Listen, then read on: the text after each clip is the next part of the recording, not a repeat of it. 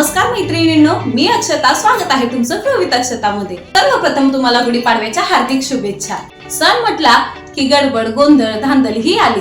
जर तुम्हाला हा गोंधळ होऊ द्यायचा नसेल आणि तुमच्या नववर्षाची सुरुवात शांततेत आणि उत्साहात घालवायची असेल तर ही 5 कामे गुढीपाडव्याच्या आधीच करा. कामे लहान आहेत पण तेवढीच महत्त्वाची आहेत, त्याच्यामुळे त्याच्याकडे जरा अटेन्शन देणे गरजेचे आहे. चला तर मग सुरुवात करूया.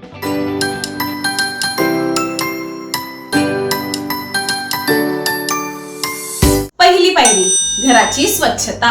गुढीपाडवा हे 3.5 मुहूर्तांपैकी एक मुहूर्त आहे. अशा वेळी आपलं घर स्वच्छ व नीटनेटकं असावं. जर तुम्ही वर्किंग वुमन असाल किंवा तुमचं एखादं लहान बाळ असेल किंवा काही कारणास्तव जर तुम्हाला संपूर्ण घराची स्वच्छता करता येत नसेल तर अशा वेळेला संपूर्ण घर आवरणं हे पॉसिबल होत नाही. तर मग आपण काय करू शकतो? अशा वेळेला काय करायचं तर फक्त आपलं देवघर किंवा देवारा, मुख्य दरवाजा, घराचे सर्व कोपरे व घराचे पंखे झाडून स्वच्छ करायचे आहे.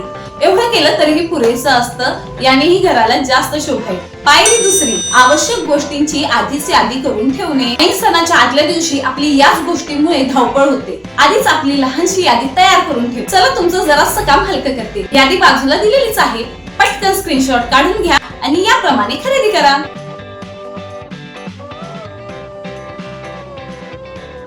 या टिकणाऱ्या गोष्टी आहेत त्या तुम्ही 2 ते 3 दिवस आधीच आणल्या तरीही चालेल, पण फुले व पाणी मात्र आदल्या दिवशीच आणून ठेवा. पायरी तिसरी, गुढीपाडव्याची सर्व लहान तयारी. सणाच्या दिवशी सकाळी सकाळी वेळ कमी असतो, त्यात आपल्या या लहान सहान कामामुळे आणि गडबड होते. आरतीच्या ताटात काय काय येणार आहे, आपण रांगोळी कोणती काढणार आहोत, त्याची डिझाईन कोणती असणार आहे, त्याचे कलर्स कोणते असणार आहेत, या गोष्टी फक्त 5 मिनिटाच्या असतात. पण या 5-5 मिनिटांच्या गोष्टींनीच आपला जास्त वेळ जातो. म्हणून या सर्व गोष्टी आदल्या दिवशीच डिसाईड करून ठेवा. त्या दिवशी कडुनिंब आणि गुळाच्या मिश्रणाचा मान असतो. हे मिश्रण तुम्ही आधीच तयार करून ठेवू शकता. सर्वात महत्वाचं आपला आउटफिट. कोणता आउटफिट करणार आहोत हे सुद्धा महत्वाचं आहे, म्हणजे त्या दिवशी आपली गडबड होणार नाही. पायरी चौथी, नैवेद्याची संपूर्ण तयारी. आपण सणाच्या दिवशी काय पदार्थ करणार आहोत हे जर आदल्याच दिवशी फिक्स असेल तर आपली त्या दिवशी धांदल उडत नाही. सणाच्या दिवशी नेमका कोणता पदार्थ करायचा आहे हे जर आधीच ठरलेलं असेल तर आपला ऐन वेळेला गोंधळ उडत नाही. आता आपण सर्व सामान तर ऑलरेडी लिस्ट मध्ये बघून आणलेलंच असेल. शक्यतो गुढीपाडव्याला पुरणपोळीचा नैवेद्य असतो, पण जसं मी म्हटलं, जर तुम्ही वर्किंग वुमन असाल किंवा तुमचं एखादं लहान बाळ असेल तर दरवेळेला आपल्याला पुरणपोळीचा स्वयंपाक शक्य होत नाही. मग अशा वेळेला काय करायचं? त्यावेळेला तुम्ही आधीच ठरवून श्रीखंडपुरी किंवा खीरपुरीचा नैवेद्यही दाखवू शकता. अगदीच नसेल जमणार तर कोणताही गोडाचा प्रसाद नैवेद्य म्हणून केला तरीही चालेल. मी गुढीला शेवयाचाच नैवेद्य दाखवते. शेवटी एक लक्षात ठेवा, नैवेद्य म्हणजे फक्त मोठा स्वयंपाक नाही, स्वच्छतेने श्रद्धेने केलेला कोणताही पदार्थ पुरेसा होतो.